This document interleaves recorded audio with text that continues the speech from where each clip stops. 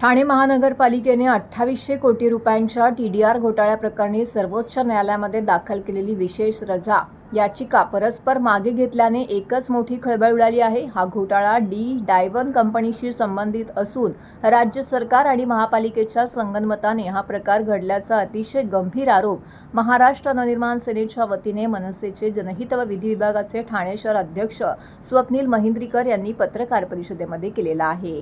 हे प्रकरण 193 एकर विस्तीर्ण जागेचे असून ती जागा 1980 सालापासून वनविभागाच्या आणि संजय गांधी राष्ट्रीय उद्यानाच्या अखत्यारीत येते। ही संपूर्ण जागा इको सेन्सिटिव्ह झोनमध्ये येत असल्याचा 2016चा स्पष्ट आदेश असतानाही त्याचे युनिफाईड DCPR नियमानुसार अशा झोनमध्ये TDR देता येत नसताना महापालिकेने या कंपनीला TDR कसा दिला हा मुख्य प्रश्न आहे। धक्कादायक बाब म्हणजे सर्वोच्च न्यायालयामध्ये या प्रकरणाची पुढील सुनावणी 20 जुलै रोजी होणार होती। मात्र प्रतिवादी कंपनीला नोटीस मिळण्याआधी 26 मे रोजी महापालिकेने सेटलमेंट झाल्याचं कारण सांगत याचिका तडकाफडकी मागे घेतली।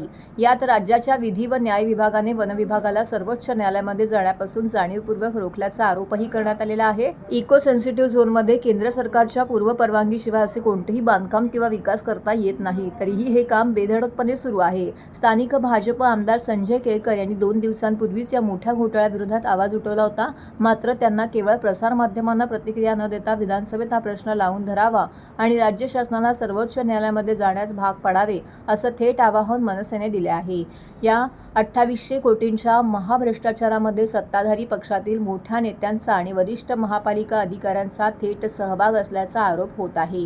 शासनाने या प्रकरणी तातडीने पावले न उचलल्यास अन्यायग्रस्त आदिवासींना न्याय मिळवून देण्यासाठी आणि हा घोटाळा उघडकीस आणण्यासाठी आम्ही स्वतः स्वयंसेवी संस्थेच्या माध्यमातून सर्वोच्च न्यायालयामध्ये दाद मागणार आहोत, असं अत्यंत कडक इशारा आजच्या पत्रकार परिषदेमध्ये स्वप्नील महिंद्रीकर यांनी दिलेला आहे। सुप्रीम कोर्टात नांगी टाकलेली आहे आणि ती जी पिटिशन आहे, जी स्पेशल लीव्ह पिटिशन ती डिस्पोज ऑफ केलेली आहे आणि याच्यामध्ये सगळ्यात धक्कादायक कारण म्हणजे याची सुनावणी 20 जुलैला होणार होती आणि ती जी सुप्रीम कोर्टाची जी केस चालली त्याची नोटीस सुद्धा डायवन कंपनीला सर्व नाही झाली।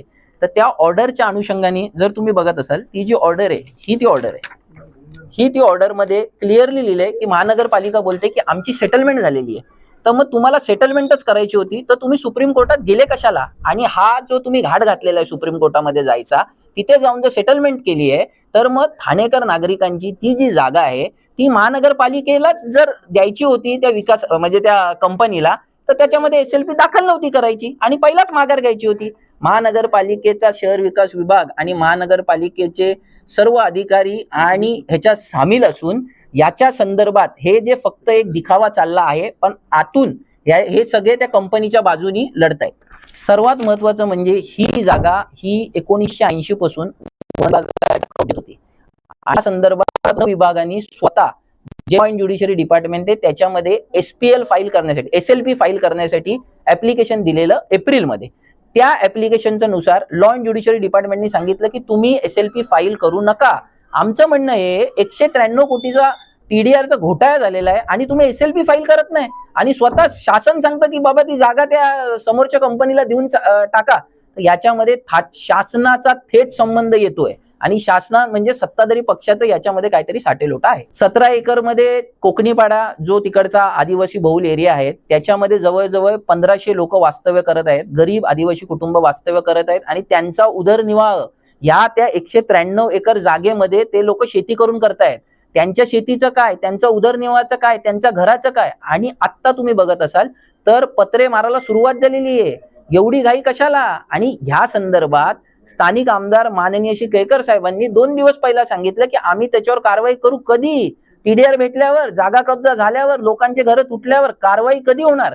सत्ताधारी पक्षात आहात तुम्ही खरं याच्यामध्ये पुढे येऊन याच्यावर कारवाई नाही, तुम्ही स्वतः SLP दाखल केली पाहिजे। SLP जी लॉ अँड ज्युडिशरी डिपार्टमेंटमध्ये जी टेनेबल नाही दिले त्याच्यावर तुम्ही भांडले पाहिजेत आणि तुम्ही हे करून घेतलं पाहिजे जेणेकरून ते 193 एकरची जागा वाचेल। सर्वोच्च न्यायालयामध्ये महानगरपालिकेचे जे त्यांचं नाव मी घेतो की मिस्टर कुणाल अनिल मुळे, assistant director of town planning, हे बघा यांचं नाव लिहिले याच्यामध्ये।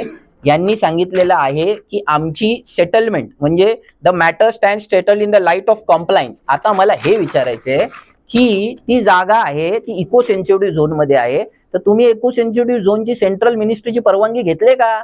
कंप्लायन्स कसं होणार? तारेचं कंपाऊंड तुम्ही इको सेन्सिटिव्ह झोन मध्ये टाकू शकत नाही, तुम्ही जागा लेवल करू शकत नाही. कंप्लायन्स कसलं? आणि कंप्लायन्स एवढ्या लवकर झालं. 20 जुलैचं जी तारीख होती ती 26. आणि हे बघा याच्यामध्ये क्लिअरली लिहिलंय की जो तिकडचा जो हे आहे की जे रिस्पॉन्डेंट नंबर 2 म्हणजे जी कंपनी आहे त्यांना तर नोटीस पण सर्व नाही झाली अजून या केसची.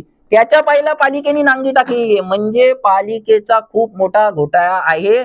आणि या संदर्भात सर्वांनी, माझं तर म्हणणं आहे, सत्ताधारी पक्ष विरोधक सगळ्यांनी एकत्र येऊन याला लढा दिला पाहिजे.